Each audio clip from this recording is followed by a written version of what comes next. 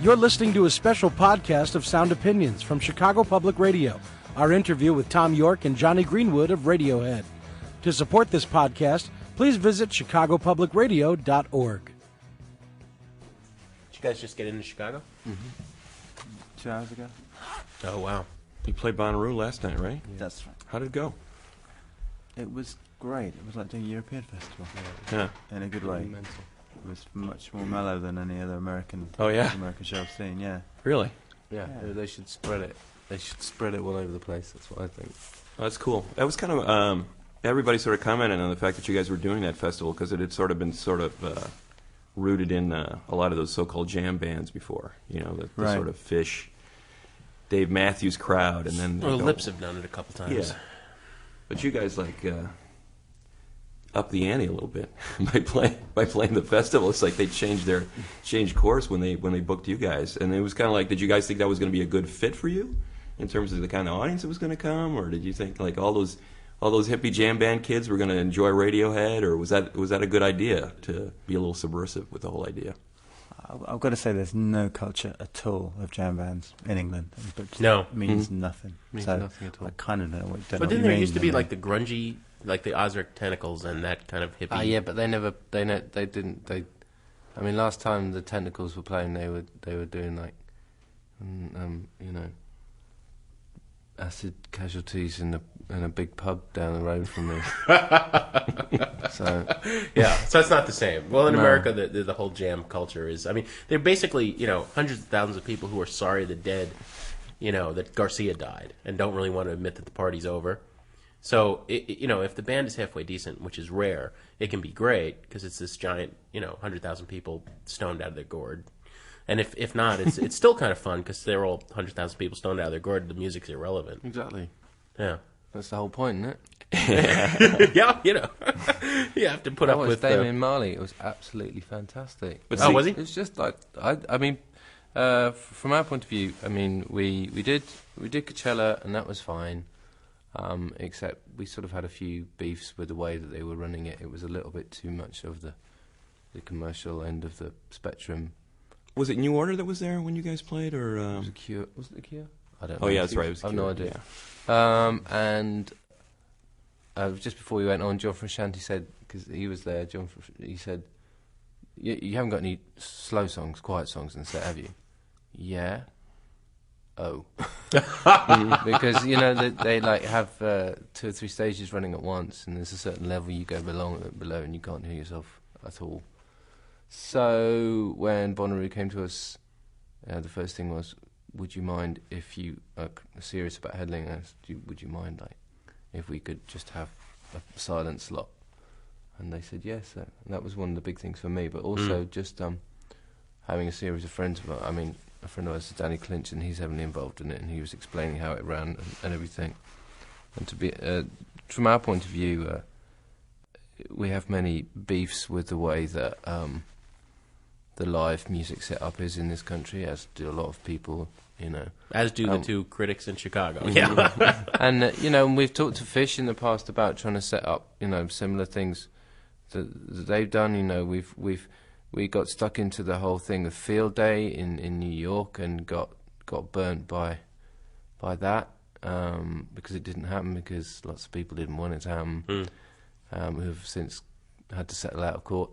And, as far as we're concerned, we do come from a culture of a festival is a certain thing, and that's what we've grown up with, and that's one of the most positive things about British music culture has been festivals. And I mean, obviously you had the whole Woodstock thing, and how funny that went, And Bonnaroo seems to me it seems to be the people who understand what a festival is supposed to be. Yeah. And I think, we just ended up. Obviously, you're suspicious because people can tell you these things, and we don't really understand. We're not from here. We don't know what the jam bands are. La la la. But I mean, we came off stage last night thinking, well, that was wicked. That was exactly what we. So it was a good vibe. Hoped would be. Well, you got screwed in Chicago too. I mean, you guys wanted to play Millennium Park. And did you follow? Both Greg and I wrote about Which this. one was this? Is this the time. The recent malarkey? Well, actually, no. To be fair, I've sat down with our agent and our management gone through this with a fine tooth. What's the name? Because we did the intention when we came to Chicago was to do two theatre shows because we were doing lots and lots of new songs, and that's what I mean. The Bonnaroo thing came up, and that was a separate deal because that's nothing. Yeah. You know, we just come on and do our thing, and we're not responsible for the organisation. So great, yeah, we were up for that. We were never really up for doing a big show this time around. Well, no, you were going to do Millennium Park, is what the promoters here, both Greg and I reported on this, which is the Bean, that great new Frank Gehry sculpture. I've heard all about it, which sounds amazing, but no. But there's a rehearsal of the orchestra that apparently the promoters wanted to put you in there. No, that was to do with the woman who now runs the orchestra.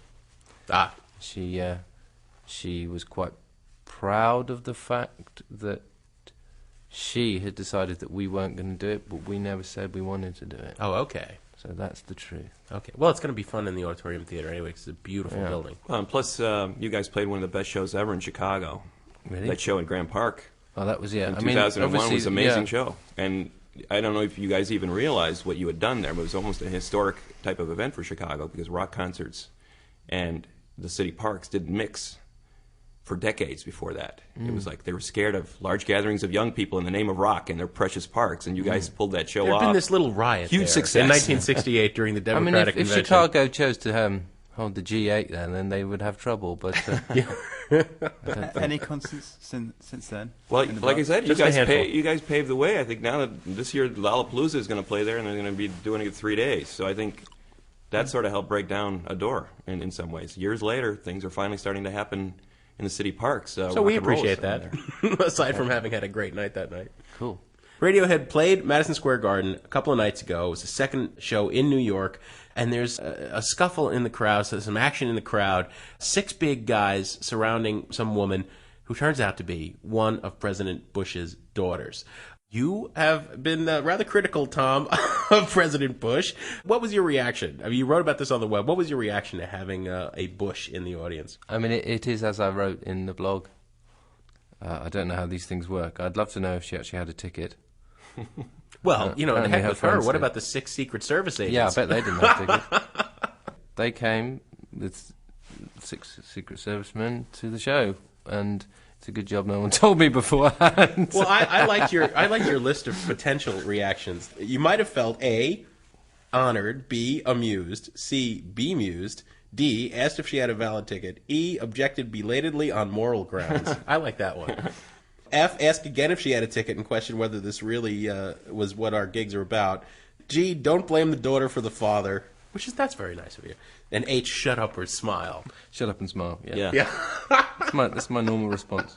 Well, it's got to be a little bit harrowing have a member of the Bush household. Well, I mean, we didn't know anything about it. I mean, all I remember talking to Phil about it afterwards. Like, what was that fracas going on? It was some guy being pushed around by Secret Service. I've since heard other stories about other gigs with Bush daughters and Secret Service, but anyway, I'm not going to go into that. Other gigs by you guys? Uh-uh. Well, you've been making some kind of news by thumbing your nose at different authority figures. I mean, didn't Blair ask you to lunch or ask you to a meeting, and you said, "What's the point?" Well, yeah, but that was in the context of I was there to help the cause of the Friends of the Earth and the global warming campaign, and then he started muttering about. He was making a series of statements which made it blatantly obvious there was no point in meeting with him because he was going to go down the nuclear route, and he thought that economic growth is the number one priority and blah, blah, blah. So all the preparatory work we'd done, or Friends of the Earth had done in meeting him, was completely invalid.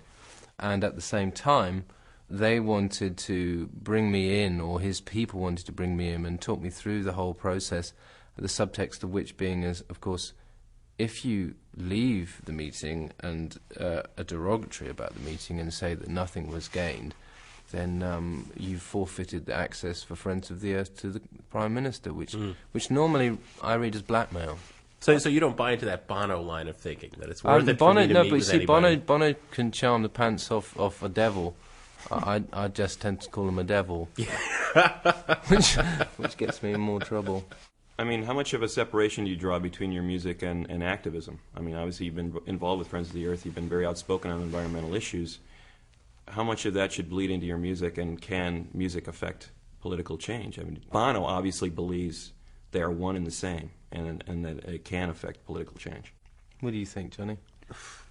I don't You know. give Johnny the tough Really one, right? No. I mean, it's just. Well, I'm just asking Johnny because I'm consciously aware of it just being a pain in the arse for you chaps. So I try and keep it out of the way. I think political subjects are only slightly naff when it sounds like preaching set to music, but when it's descriptive, which a lot of Tom's songs are, then it can be great. Can be as poetic as any other subject. And I guess part B of that is, can that change anything? Can that have an effect on the way the world is run? I kind of thought the point of having politicians is they do that. I mean, obviously, they can get lost. Ultimately, one should do what one is best at. Well, and I think that Radiohead sets a sterling example. I mean, you guys are an inspiration in terms of being a very successful band that is trying to do things with some ethics and concern for the fan, which is becoming increasingly rare. I mean, geez, Madonna's here the same nights that you are. It's $380 a ticket. Oh, is she in town? Tonight and tomorrow night for the third and fourth shows. $380, guys, and That's a live show, yeah? yeah. In the same way that Cirque du Soleil, I suppose, or Cats is a live show. Yeah, a Broadway It's like- spectacle. yeah. But she's got loads of dancers, and we've only got Colin. And I dance. That's why my back hurts. For the level of band that you are, ticket seems to be at very reasonable level whenever you guys have toured. I notice a concerned effort on your part not to play with any corporate signage anywhere Sometimes in the vicinity of the that's stadium. basically impossible, which Yeah. winds me up. But these are kind of issues that you think about? I mean, do you have arguments with your booking agents and with We don't promoters have- about this kind of stuff? We never have arguments with the agents about it because they totally understand what we're trying to do. but there's always going to be cities where there are no venues like that, or there's a great sounding venue that has that kind of problem. But you've got to balance all these things up. You kind of can't be too fascistic about it. Well, as you said, Tom, earlier, that you can't basically Good can't use of tour in the the word U.S. without kind of doing some of this. You have to sort of accept Well, some of it, or otherwise you wouldn't be able to tour. Yeah, right? I mean, at the end of the day, you want a venue where the sound's good and people can see really well, and it's in a city you want to play in. And if there's a choice and you can avoid some of the more kind of corporate and rubbish places, then that's great. But it's tough. But then, like all these things, there are some great big venues and some rubbish little clubs. So, in terms of sound, and in terms of putting on a show, so every city's different. It's weird. Well, we're talking about this monolithic music industry, and in some ways it's an incredibly depressing conversation, but it remains to be said that you guys are working on a new album, and there's a lot of question about whether that will even come out on a major label or another label. Do you guys even need the music industry to put your music out there? See, I have a theory about this, boys, and no offense Okay, to good. you as being British and all, but what we've had is a series of Boston Tea Party like skirmishes, bands that make a lot of noise, put a record out on the web, and it's very well received, or without a record company. But then at the end of the day, after 6 months or 9 months, like Wilco did, they sign to a regular record company. But we've yet to have that lone Minuteman who actually shoots at the British, and again, no offense, at Lexington Concord, and the revolution starts. Some level of history I don't know here. Well, sorry. who is going to be the first real revolutionary band that shows the world that there's no need anymore? Better not be British. Well, you guys are in a great position. I mean, what do you need? EMI or Capitol again. You could put out this Radiohead record as Radiohead. Who's going to be the first band that does that? It's only a matter of time. I have to say I was disappointed that Pearl Jam, after their deal ended up going with RCA. Like another... And REM re-ups for multi-millions. Yeah. And U2, which is in a position... They are U2 Global World Incorporated. They didn't need to up with Interscope. Up within scope. Let me write that down. Well, especially Interscope, is Satan, man. Jimmy Iovine. Yeah. Yeah. strike one off the list. That's one they won't be. Okay. Hey, agreed with that one. I don't think about it. I didn't even think for 2 seconds there. It's tough because there's an element of retreat in all this, isn't there? I mean, you can worry so much about these things that you don't bother, leaving Oxford. You don't go on tour. You don't put records out, and you don't. You have to confront, the business at some point just to carry on. We want to carry on, so Yeah. I'm sure there'll be a deal eventually, or a label or a record company doing something with a recording. Well, of not ours, necessarily. we're not going to do it in our back shed, but whether it's No, going to be but a tiny... the thing that I mean, this is the thing that's an ongoing discussion with Brian, who's in the other room and not in here, but is the fact that we don't have to if we don't want to. Right. I mean, the trouble with it is if we sort of said now, yeah, we're not going to do that, and then we choose to, then that would be rubbish. And to be perfectly honest, I think as far as we're concerned, it's all about effort and energy and whether we really can be asked to start a revolution at this particular moment, where actually the first priority is all the other stuff. Sure, and sure, should always making remain music. that way. Yeah. I mean, so if it was a natural part of the evolution of what was going on, and if the energy from the music required that we did that, then we would do it. I think it's great to pick fights. I love picking fights. However, there has to be a natural reason to do it, not just one where you feel that this ought to happen. Well, but you know what I'm saying. It's inevitable that one day soon, Radiohead or a band like you will say, "Okay, come to Radiohead.com, and our album is here, for X dollars, and it'll sell 500,000." That's what I mean.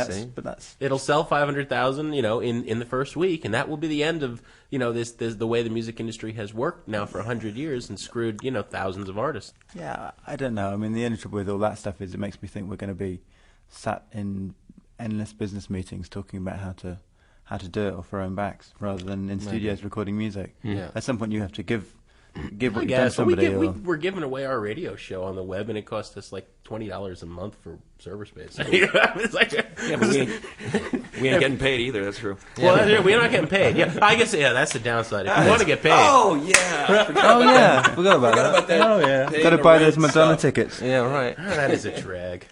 And now it seems like the internet, in terms of your music getting out there and getting shared, that's a good thing, because you can find every Radiohead show. Anyway, ever done. Anyway, yeah, I know the YouTube is insane. Any way to circumvent the mainstream radio system is obviously good thing. I think it's a shame that the industry itself was so utterly dim-witted that they didn't sort of see this coming, because in a way it was like there could have been a very amicable arrangement made for everybody, but they were far too busy reselling the entire back catalogue of Neil Young and Rolling Stones and all this lot again and again and again on CD remasters and making an absolute freaking packet of the Beatles reissues. Why did they need to care? And and it's sort of now come back to haunt them because they ain't got anything else to flog again. Right. But at the same time, I don't know. I guess to me, the physical thing in the room will always be better. I'm not really a particularly iTunes type person, I have to say. I've tried it. It's obviously convenient if you're travelling, but I never ever use it at home. It drives me crazy. I hate it. Do you prefer CDs, or are you still with vinyl? I'm kind of with the vinyl thing at the moment myself, although I don't have a flashy record player like he does. Flashy record player, Johnny? Really silly one. Like One with the built-in anti-earthquake thing? Not that bad, but getting there. One that's all...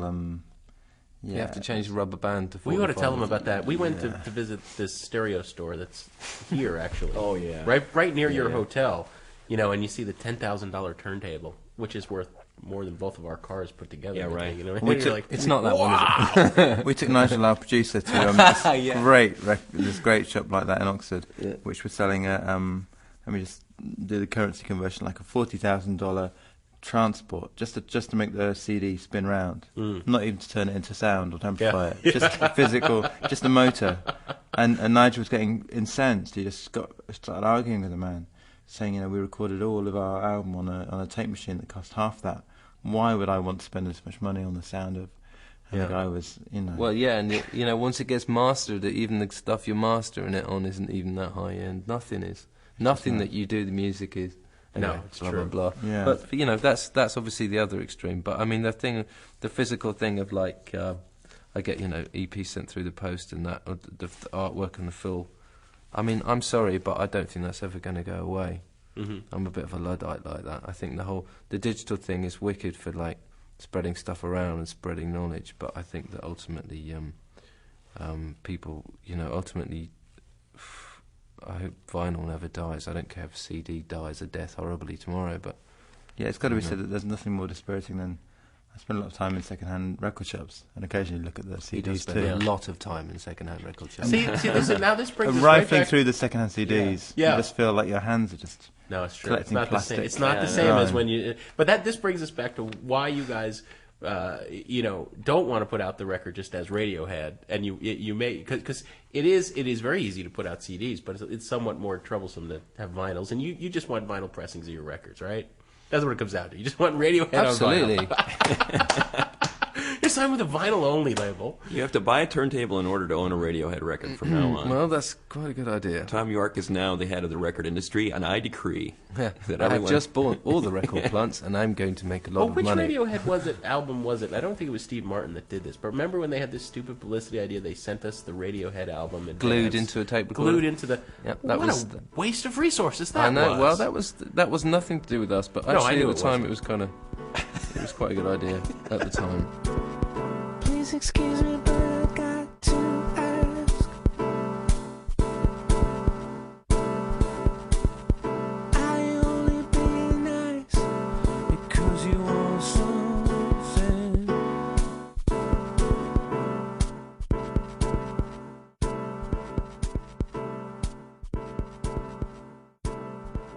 Well, let's talk about some music. The Eraser is a really, really exciting record. So, Thom Yorke's first solo record. Not really a solo record. Jonny wrote the first chords. Oh, and yeah. Well, there you go. And Nigel Godrich is all over it, right? He's Helping all us over with it. Production, like a rat. producer, and everything. So it had both a long genesis and a very short and intense recording period, right? Because some of this stuff, these were ideas that were kicking around for some time, I gather. But then you went in about 6 weeks, knocked this out. Is that right, Tom? Yeah, initially it was just an excuse to get together really and hang out and do something. And I talked to the others about it and asked permission, and they seemed to be all fine with it at the time. And so it was just something I needed to get out of my system, you know. And there was a few things that had been kicking around, and there was no way that they were ever going to end up being a band sort of thing. But equally, bizarrely, I mean, at the beginning of those 6 weeks, I didn't really feel that there were any songs there anyway. We were just mucking about. And it sort of evolved fairly rapidly. The more we sort of refined it down. I mean, basically, my thing is, and it's always been with Radiohead as well, that I just the stuff I get off on is the stuff that makes me want to sing. I mean, today, for example, on the plane on the way over, I was working on something that Colin and Jonny basically set up, and then I just came in and played like 4 notes on top, and it was amazing. This beat synth thing. And, you know, and just cut and paste and sing on top. And, you know, it's an extension of something that we do within the band. And to say it's a solo thing isn't really true because, you know, some of it was done at the studio, the Radiohead studio, and a lot of it has the sort of sounds and things, you know, beat samples that Jonny's built on his drum machines and stuff like that. So I get kind of twitchy about being a solo thing. And it's solo in the sense that I was mostly responsible for the music. Well, it is credited to you, is it not? Yeah. Yeah, there is that. So it should actually read Thom Yorke and Friends. Yeah, exactly. No, a lot of The time Eraser. you see Tom on the way to places, or even just sat around waiting. He's got a laptop and headphones on, and it's been like that for years. So, you know, eventually some of all that stuff had to come out. Now that's just an interesting, it's an interesting point, Jonny, because Tom, your first instrument was a guitar, Yeah. and Jonny, your first instrument, guitar. Recorder. Okay, Oh, yeah. Well, that's in the but third guitar, grade. guitar came in there at some point. Sure. Right? Yeah. No, hang on. Before guitar, you did something else before guitar. Didn't I you? pretended to play piano. I had like And violin. I got into this band playing keyboards without knowing how to play, so I used to keep, Oh, that's right. Yeah. keep the volume turned down Yeah. and just pretend to play along. And Tom would always say, "I can't hear what you're doing," but it's the kind of thing where if you weren't playing, it wouldn't sound as good. You kind of, And that still happens now. Yeah. But the point I'm getting at is that Jonny, on your solo record, the record with your name on it. I think only 2 out of the 13 songs had a guitar on it. Tom, from what I can gather, your record, The Eraser, is entirely composed on computer. Composed, yes. There are acoustic instruments on it: piano, drums, bass, guitar. You know, I imagine that kid holding that guitar, and that was like an exciting thing, and maybe one of the reasons you wanted to be in a rock band. But you guys have really become adept at writing on this other instrument, the computer. Can you compare it to when you first picked up that guitar and started writing songs? I think generally hardware is usually better than software, isn't it? Which is why things like the Jonny's AS system. What is that? It's analog systems, made by this guy in Bob, by called Bob Intro. Oh, is it one of the interfaces with the computers where you can still pretend you're running? No, it's like an old-fashioned patch bay. Oh, yeah. So you're plugging and turning and tweaking. Yeah. An entire room of it. That's no fun if you don't have knobs to turn and stuff. Well, right? that's I would say the one thing doing the Eraser was there was nothing I could physically fiddle with, which got kind of frustrating. The screen itself was not particularly scintillating, but that was. But by that point, a lot of the actual sort of stuff had been done anyway, and had been done on the fly, sitting around as Jonny was saying on airports and laptops and stuff. Isn't there a little bit of Johnny's music on this? I think on the title song, right? That's why it's not Thom Yorke. It's Thom Yorke and Friends. Well, exactly.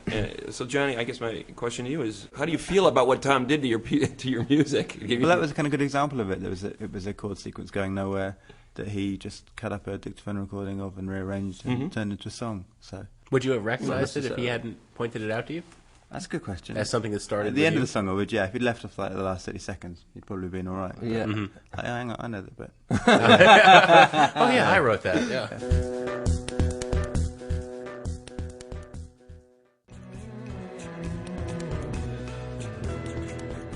It's interesting. The separation of church and state is probably a bad analogy here, but there seems to be certain songs that clearly do not fit into the Radiohead.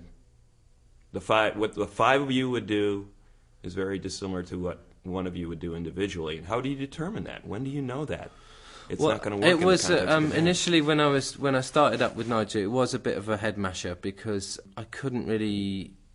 It just made me sort of really twitchy because I was like, well, maybe I should just stop and take this over, and show this to the others. And then I thought, well, I've just decided to do this now, and what we've got in front of us, I'm just going to complete it and not think about that.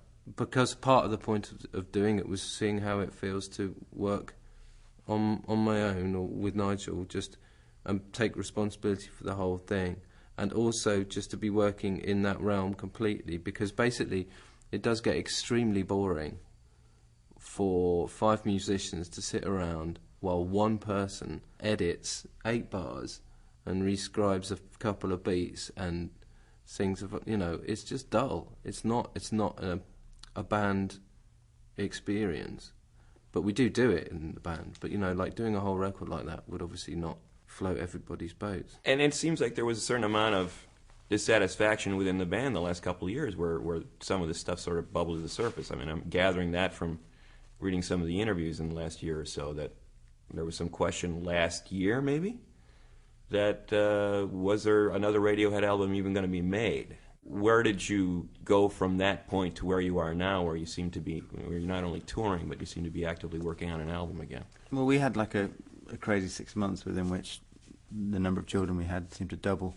I mean, last year was a real breeding year for Radiohead. I asked this before we turned the mics on. How many kids collectively? I said 11, and I was correct, but you guys couldn't. Were you here? They were adding it up, trying to figure it out. Ed told you me swore it was 9, 11 Tom, in total now. 11, and Ed said it might be 15 by now. You've been gone a couple of weeks. I think we'd know that. Since the last tour, Ed said we had 6 children. So wow. Which is nuts. Is that right? Yeah. You sure about Since that? the last tour.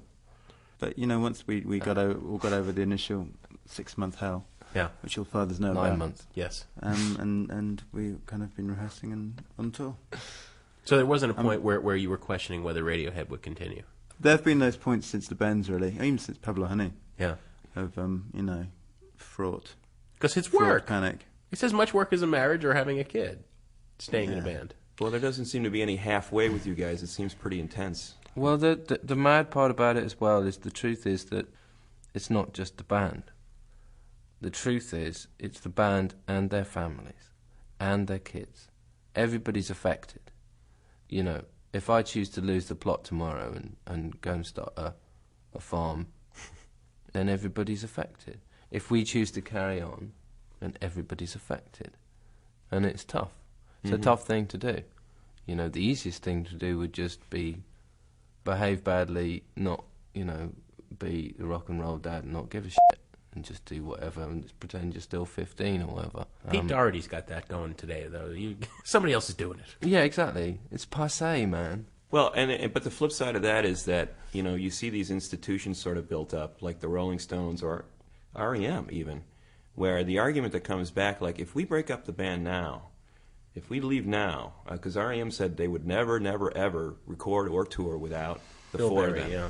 And then Bill Berry quits the band, and they continue to tour. And the response I got from Peter Buck and Michael Stipe was that, well, you know, it's not just about us anymore. It's this organization that we have. We've the Grateful Dead said 100 people, and 14 we've got people on the payroll, salaries and families to take care of. Health insurance. And you have to go back. Well, that's a very Literally. noble, if that's what you mean. But at the same time, is that the best thing for the music? Is that the best thing for the art? Well, that was the argument we had, really. I mean, well, that wasn't. No, to be fair, that wasn't the argument. The whole point in choosing to carry on was if the music was still worth carrying on for, and everyone still prepared to go through the mill because the music was worth it.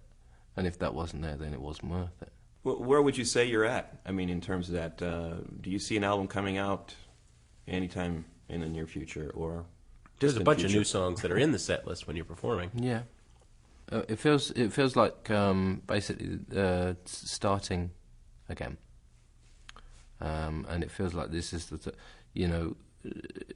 one shouldn't assume that how we're playing these things that we're playing on stage at the moment is in any way finished. It's just that's how we've got them for where we are now, and la la la. And there's also lots of other stuff that's kicking around. I mean, part of the enjoyment I always have when we get together and we work is that you have things that you've been working on for months and months and months and months and months, and then you have things that just happen straight away like that. So it's not entirely representative of what will happen, I hope. No. Is part of this idea of touring now to see how the material is going to develop even further in live performance?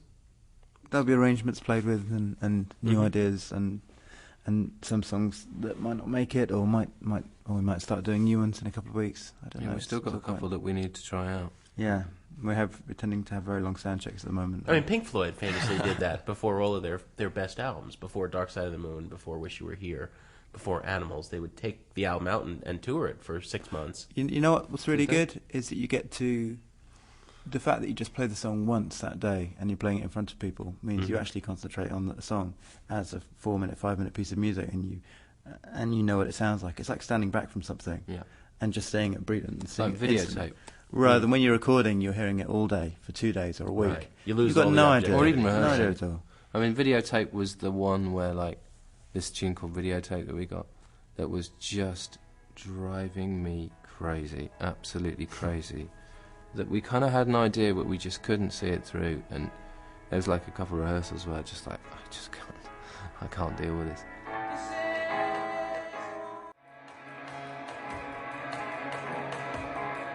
And then we chose to play it like first night in London in front of everybody, and it didn't matter that it wasn't quite right. It didn't matter that, you know, we had to change a few things and blah blah blah. What mattered was that finally you get to play it in front of people, and you get to see it for what it is, rather than this sort of series of equations that don't fit together. Well, it seems like your songs go through 3 stages. It seems like I've seen you guys introduce new material, and you go, wow, that's kind of an interesting song. And then the record comes out, and it goes, well, I remember when they played that live, and it didn't sound anything like the one that ended up in the record. And then you'll tour it again, and it changes again. It's like a different version when you're touring it. That's true. Afterward. And that was kind of cool. I thought, especially with Kid A stuff, the touring material, the way you handle that record live was a revelation. Made me go back to that record and hear it again in a different way. Yeah. Do you kind of know that's going to happen, or is it's just a case of like, well, we can do this better? You know, Well, it's interesting, 'cause if we'd then gone and tried to re-record Kid A, supposedly using the ideas that people like live, that we were enjoying playing live, I'm pretty certain that most of them just wouldn't translate back onto a record, back inside a studio. And we did them right by having them quite electronic and quite... It's very weird, because the temptation is to think, oh, it's great when you've got, you know, when a band are playing in a room, let's try it like that. But recording is such an artificial thing that... Well, there's a sort of brutal simplicity about elements of Kid A that that if you actually sort of sat and physically tried to repeat things that we chose to loop instead, it would just never work. One of the things you always have to be aware of is the fact they are two different mediums. And me personally, I mean, I really enjoyed the live thing, but the most fulfilled I get is when you know you've nailed it on tape or digital disc this time. But that sort of, right, okay, finally. So then you have the luxury of endlessly changing it live. Sure. Because you've basically nailed it anyway. Well, Jonny, I've seen interviews that you've given where you've talked about maybe it would be a neat idea to release singles or EPs. I think it was you who were saying that. But you guys are kind of anachronistic in a way because you still think in terms of albums. As a collection of songs that will take you on a journey. Do you still think that that's the ideal way for us to listen to rock? I think. What do I think? I don't know. I change my mind every day, like my socks. I can't really. Again, singles can be a bit of a cop out. Really, it's like you're saying this is just a single, rather than being proud of a collection of songs. I think I was responsible for that comment, and that was well. We were both. I mean, I know we both sort of thought after Kid A that we'd made a mistake in terms of not releasing singles deliberately, not releasing singles and so on. It was good an excuse because it meant we could do those funny video blips and stuff. But actually, if we'd ever managed to get any of it on the radio, it would have just been so great, and it would have been worth doing it. I mean. And so nowadays I sort of think the other way around, where I can't see what's wrong with thinking in terms of singles just because of that constant ambition you have to hear it out of the insular context of a critically reviewed album, and in a bar or in a club or in a place where you don't expect, in a shop or whatever. That to me is the biggest kick I get out of when we make records or whatever, is that. And if I want to be Madonna basically, and I just want to sing. You said that you wanted to. I saw an interview with you. You were saying I want to get some stuff on the dance floor. I want to hear us on the dance floor. Yeah. So I'm going to get my butt really tight beforehand as well. Yeah. I would like to hear the 12-inch Radiohead remix. Just don't do the air conditioning thing. Get this. So the United Center is 4 shows sold out, right? 22,000. So she wouldn't let them turn the air conditioning on. Oh, it has to be totally at least 80 degrees. Because her precious vocal cords. No, you're absolutely right. It's air conditioning's murder for your voice. Absolute moida. Really? Yeah, it really is. Honestly, okay. I would say I would concur with her on that. So have you ever done that, Tom, where you said no air conditioning tonight? Yeah, we did it in Madison Square Garden 3 days ago. Yeah. Really? Did you really? Yeah, it's brilliant. Wow. Well, we go in there. It was like a bloody freezer. Wasn't it? Yeah, but then you put 22,000 people in. It was like a meat store. Yeah, it was Here's the difference. 3,000 people, and they didn't charge care. $50 for their show, and Madonna charges $380. For $380, I think you get air conditioning. For $380, I want For a $50, couch. you can save on the air conditioning bill. I want hors d'oeuvres. That's what I say. Yeah. All right, let's get back. We're talking to Thom Yorke and Jonny Greenwood. Let's get back to the Eraser a little bit, Tom. Really powerful album, made with your friends, but bearing only your name. I really want to ask you about the track Harrowdown Hill. And I know out of respect for the family of David Kelly, you've been trying not to talk very much about what the song is about. But David Kelly, basically... Dr. David Kelly was one of the chief experts of the chemical weapons experts. He went into Iraq first time round, and he went in second time round, and blah, blah, blah. And he was kind of a whistleblower in the same way that the CIA woman who got outed... Yeah, Valerie Plame. Yeah, and you've got that whole Karl Rove right. malarkey at the moment. It's a similar vibe to that, only... Dr. Kelly, for whatever reason, unfortunately died. And it seemed to be a suicide, right? His body was found in Harrowdown Hill. And I mean the circumstances surrounding it are extremely painful and horrible. And there was an inquest called the Hutton Inquiry in Britain, where basically they wanted to get to the bottom of it, but it, of course, being an inquiry in Britain, everybody who was held responsible was not held responsible, and everyone remained blameless. and the song is my response to that. I mean, I've never been so upset and angry with my country than I was over that. I'm utterly disgusted and ashamed with the way that the Ministry of Defence dealt with this man, and I think they should all rot. Don't walk the plank like It was a mistake to call it Harrowdown Hill. I kind of assumed that people wouldn't know what Harrowdown Hill was, but unfortunately the first interview I did for the record, it was like, so, Harrowdown Hill. Oh, okay. Those damn journalists always prying into that stuff. It was one of those things. I mean, you write something and then you go, oh, God. Oh, no. Because you've written it. You can't go back. It's there. And it's one of those things. I mean, I guess it's my job to do that and to apologise if anyone is hurt by it, but also to try and stand by it, because that was my honest response to a situation which I found deeply dishonest. And Kelly, to you, is a hero. No, I wouldn't say that. I mean, I have no idea of the actual circumstances surrounding, what did or did not go on, and that's the part of the trouble with it, really. I mean, I'd have to go back through it all. I wouldn't say that, for example, I wouldn't say he was in any way anti-war. He was questioning the way things were being, the way things were being put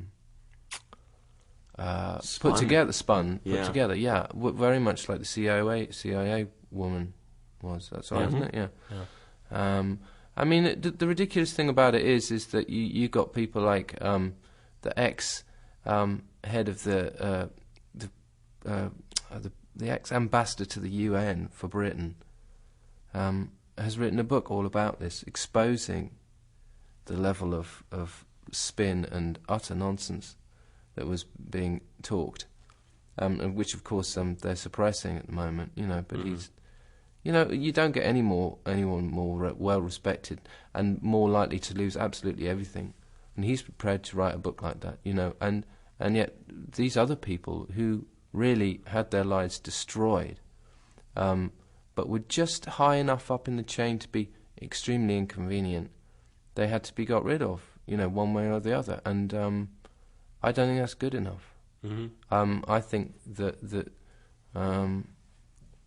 every single, soldier who's gone to Iraq for a cause that he believes in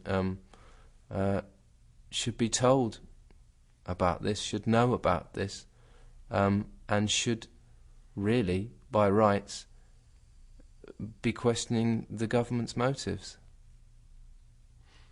Well, that emotion that was obvious in that answer, is that immediately conjured when you hear that music, when you made the music for that song?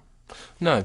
Do you sense, okay, this is getting me angry? No. I mean, it's one of those really odd things where I wrote half the lyrics even before considering that it was. I know. I mean, it happened over a long period of time, obviously, and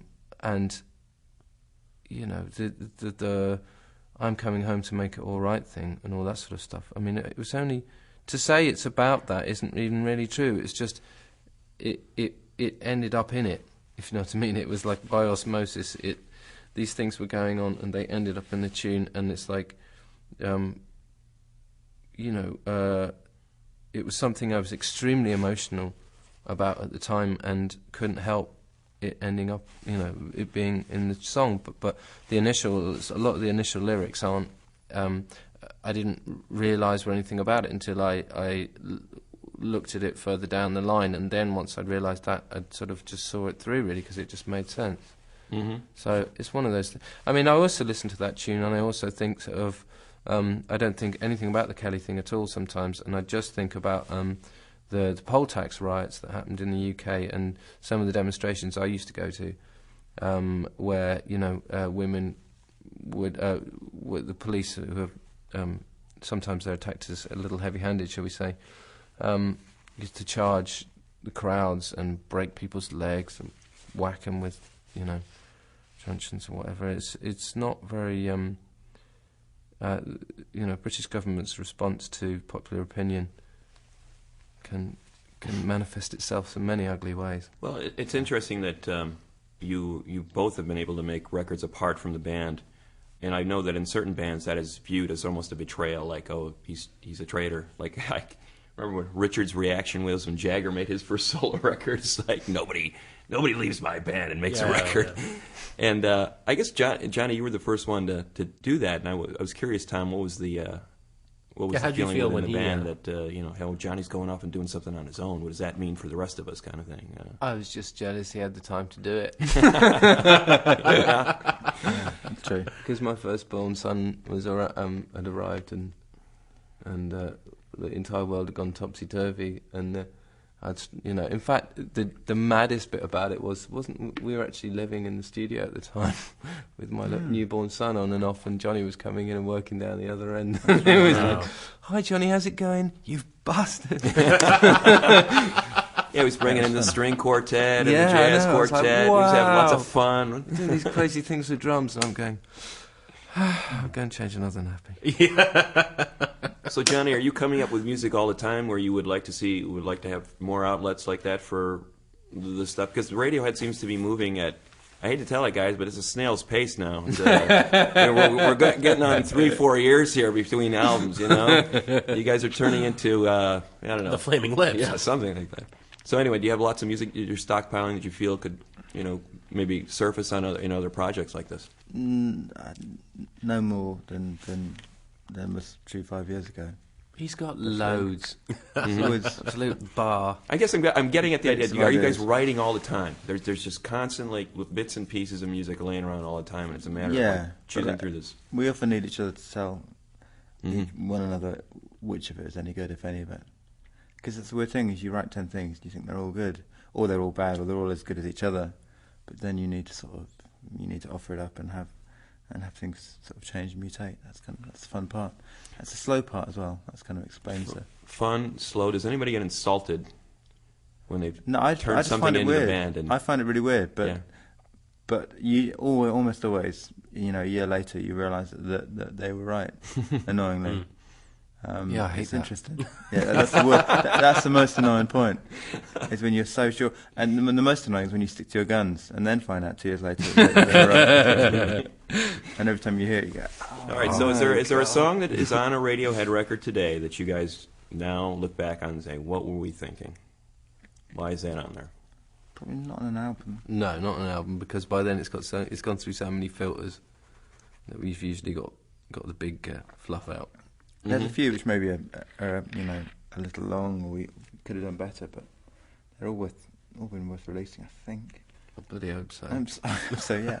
But you're saying there's a few B-sides floating around out there that aren't up to snuff? I don't know, some of the B-sides are good.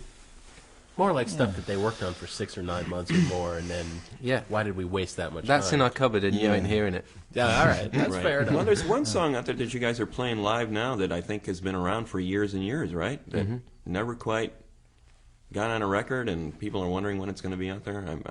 I'm losing the title now, but Nude, probably. Yeah. Is that getting anywhere? You feel like it's getting to the point where it's going to make the cut for this next record? I think it's got there, isn't it? I mean, yeah. We'll probably end up arguing about the little tiny nooks and crannies of it in the end, but I mean, basically, we have that. It's in the bag. Yeah. Oh, look at this, and we're making progress here. We got songs, record. I just wanted to. I wanted to get back to one other thing. I know you guys got to go, but we really appreciate the time. We're here with Thom and Jonny from Radiohead, and it's been a real pleasure. I thought we were just getting warmed up. You want to play with the Steinway? It's all yours. That'd be cool. You guys get I think there's a guitar around here somewhere. Yeah, really? Jonny knows how to play piano, actually. You should write a banjo. Yeah, what do you guys want to play? Should have brought your banjo. Yeah, that's right. Oh, there you go. But the one thing I did want to talk about a little bit was when Kid A came out, and I still contend this, that it's the most avant-garde record ever to go #1 on the Billboard charts. Nobody's ever made a more daring record that ended up debuting at #1. Our associate producer, Jason Saldana, has a Kid A license plate. That's why we hired him. He would have never told you that, but I just did. And I think, to my mind, it was a landmark moment for the internet. Maybe, obviously, nobody really knew it at the time, but the fact that that record was out there and the people had a chance to listen to it for months before it came out, I think actually created an environment and a culture where that record could sell as many copies as it did in its first week, because radio sure as hell wasn't playing it. Nobody was being exposed to that record. And at the time, it must have been really kind of... What I want to ask you guys is, was it really kind of nerve-wracking to realize that this thing that you had sort of sweated blood over was out there, floating around on the internet, and people were listening to it months before it was actually coming out in its Did that happen? supposedly finished form? Yeah. I guess it did. Yeah, it always blooming happens. Did that bother you at all at that time? And how do you look back on that period? Because that's when I think that everybody was trying to assess what the internet was going to mean, and you know, how musicians were going to even make a living with this music, this suddenly free file sharing floating out around there. Did you sense that at the time, that, you know, this is kind of like a little nerve-wracking to have this stuff out there before it actually was officially released? I know that why we're doing today, we sort of were doing quite a lot of things on our website and stuff, and every now and again we go and check what the traffic level was on the website, and there was one point we were getting 1 million hits a month every month, and we'd put links to other sites and stuff. Then they'd call us back saying, we've just had an increase of 50,000 hits and all this sort of stuff, and it was like, what is going on? That was, I mean, if you're talking about the internet, I mean, the file sharing thing's like, whatever.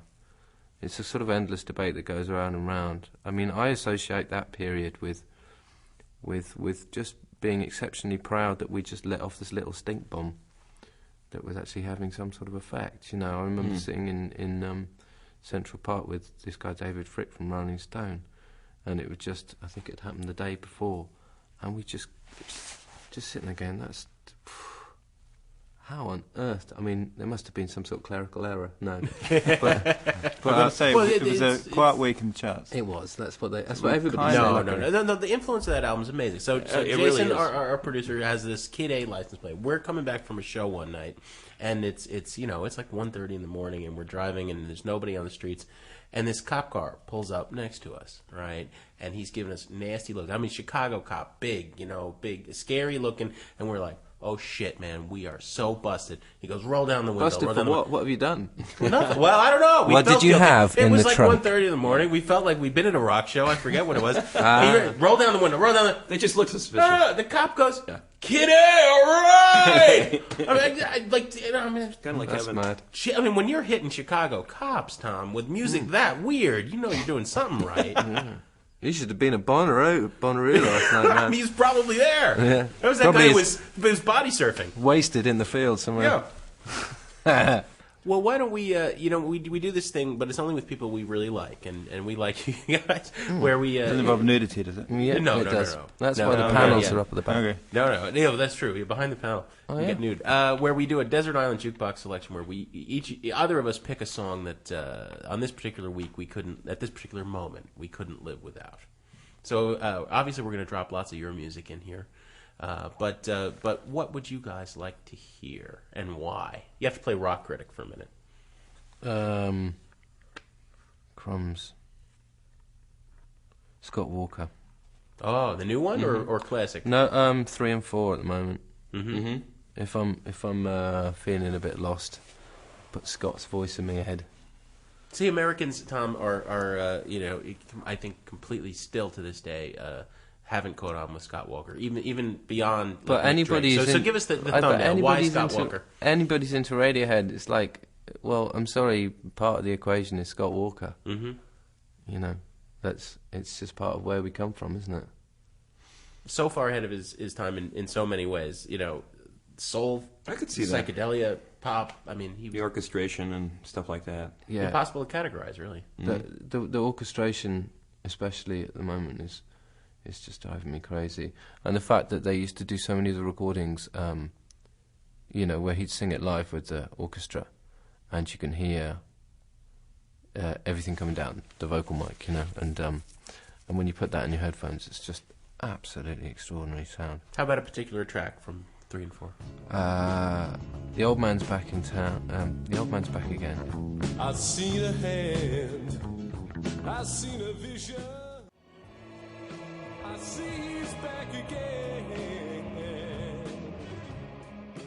What about you, Johnny? This afternoon I was listening to my favourite Sonic Youth album, Goo. Oh yeah. Ah, So Cool Thing or something would be great. that's a great song, and It is. Chuck D comes in the middle, and Yeah, yeah. it's amazing. Have you heard the new Sonic Youth album? No, I haven't. What's it like? We were fighting about it last week. I kept saying it's not beginning to end good like Goo was. I actually said that. Short song-oriented kind of record. Right. You know, kind of very concise tracks, which is kind of a cool place for them to be. Yeah. But Goo came out at an exciting time because Sonic Youth, you know, suddenly they were this underground band, and suddenly their video was on MTV. Geffen. Yeah, that whole Geffen thing. Was that one of the things that inspired you guitar wise? I think song and music wise, yeah. You kind of don't think of it as Yeah. playing guitars. It's just a feeling it gives you.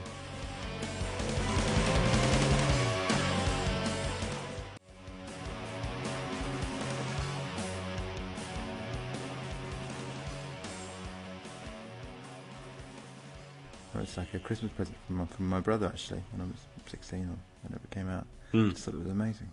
Mm-hmm. Still do. Your brother, older brother? Yeah. Yeah. And is he a musician? Plays a lot of... A musician? He's a bass player, but yeah. No, very much, yeah. He's a great musician. I'm gonna tell. That's what I've heard of. I've heard of the guy. This isn't going out, guy. is it? Okay, we're talking about that guy. Yeah. And not another brother. No, I assumed it was the guy my in the only band. brother in okay. Radiohead, yeah. That one on your shoulder there. Yeah, Yeah. that guy. He's usually the guy doing the interviews, isn't he? You guys showed up. Oh, Yeah. that's great. Well, He's you the wanted, chatty one. you wanted Yeah. a brief one, didn't you, so? Yeah. Colin likes to change subjects three times in a sentence, Yeah. which is great. Bring your library with you. Yeah. Would he have played the grand piano and gotten nude behind the barricades? Only the latter. Next time, Greg. Next time. Thank you. It's been a real pleasure. Thom Yorke and Johnny Greenwood of Radiohead. Was that it? Yeah. Oh, we're done. Unless you want to hang some more, you know, it's odd on us. Hang what? Oh, I see. No. Hang out is such a great phrase. Oh, There's hang out. nothing like it in England. Yes. Nothing like hang I out Great say- phrase. It should we implies hang that out? you're doing something even though you're not doing anything. Yeah. and not doing anything. Yeah. Well, see, Just you wasting all have time. children now, so you will hear this phrase. Well, eventually you'll hear this phrase, I would imagine. Your daughter or son, in my case, my oldest daughter, who's now 14, says, you know, I want to go out. And I said, what are you going to do? Oh, we're going to hang out.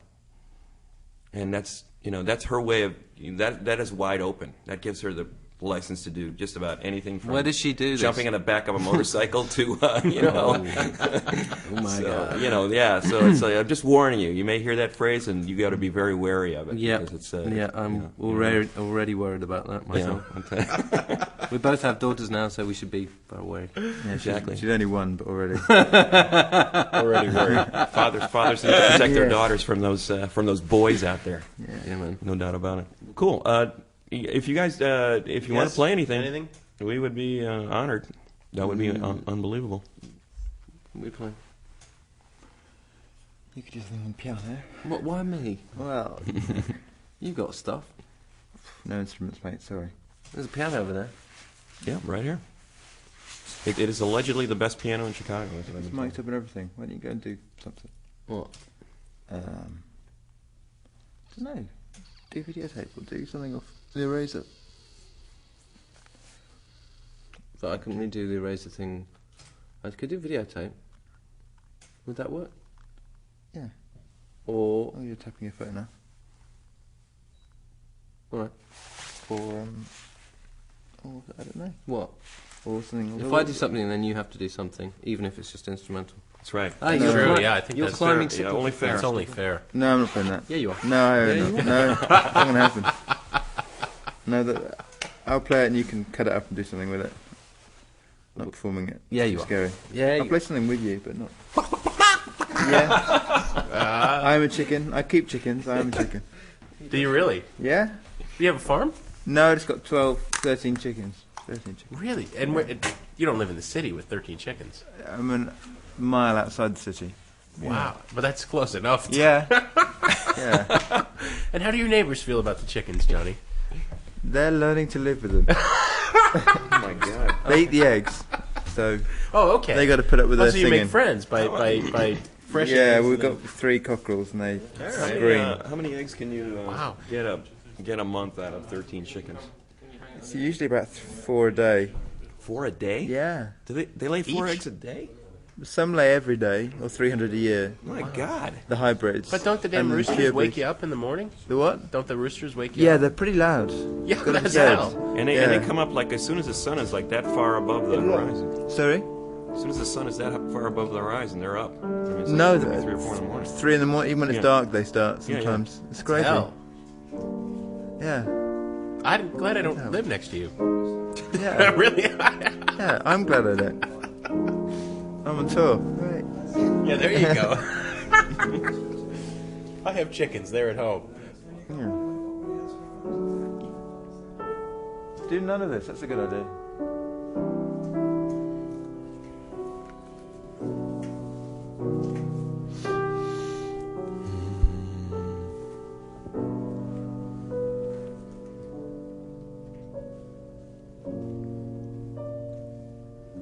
What's wrong with this? Need some singing structure. Well, let me hear you play it anyway. I want to hear how you play it at the moment anyway. Oh, thank you. Sing a song. Sing a song and we'll go get some.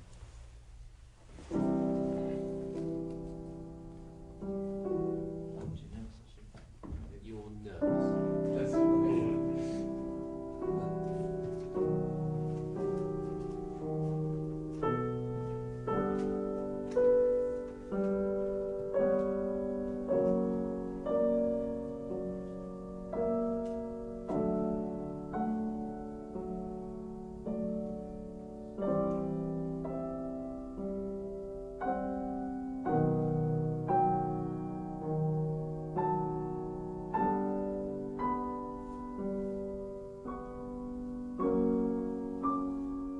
Keyboard eventually.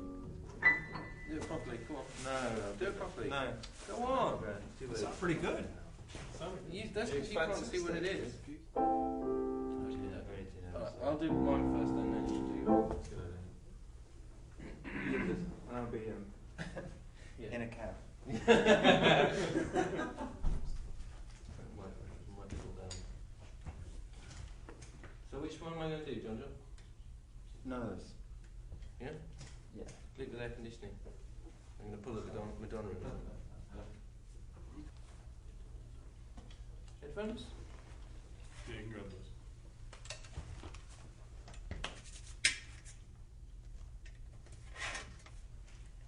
Juicy and Lucy.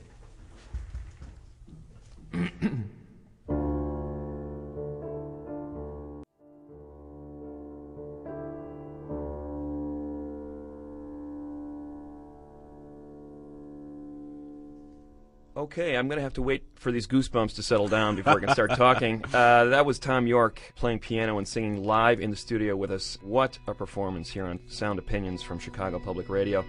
That was a song called I Want None of This, which you won't find on a proper Radiohead album. It's actually from a charity compilation that they contributed to. Yeah, for the War Child organization.